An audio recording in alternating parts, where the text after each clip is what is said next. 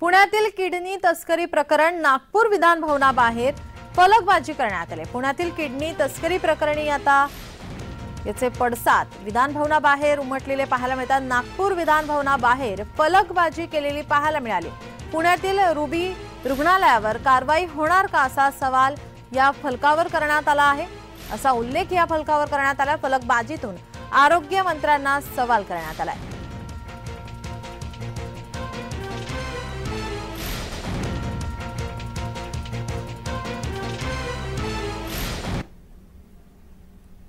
याचाच आढावा घेतला आमचे प्रतिनिधी श्रेयश पांडे यांनी। अधिवेशनामध्ये आता आणखी एक मुद्दा गाजण्याची शक्यता आहे, तो म्हणजे पुण्यातील किडनी तस्करीचा मुद्दा आता इथं पाहायला मिळतोय। कारण त्या संदर्भातले फलक विधान भवन परिसरामध्ये लागलेले आहेत। थेट माझ्या समोरच इकडे पाहिलं तर विधान भवन आहे। विधान भवनाचं मुख्य द्वार आहे आणि त्याच्या समोरच ही फलकबाजी करण्यात आलेली आहे। मुख्यमंत्री आणि आरोग्यमंत्री पुण्यातील आरोग्य यंत्रणेकडे लक्ष देणार का असा सवाल यातून उपस्थित करण्यात आलेला आहे। सोबतच पुण्यातील किडनी तस्करी करणाऱ्या रुबी हॉस्पिटलवर काय कारवाई झाली असा सवालही या फलकातून उपस्थित करण्यात आलेला आहे।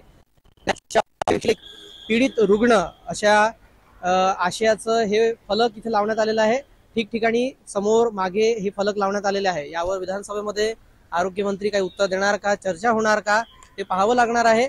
मात्र ही फलकबाजी करण्यात आलेली आहे, त्यामधून आता आरोप प्रत्यारोप होण्याची शक्यता नाकारता येत नाही। व्हिडिओ जर्नलिस्ट शुभम उमाळेसह मी श्रेयश पांडे, जय महाराष्ट्र न्यूज, नागपूर।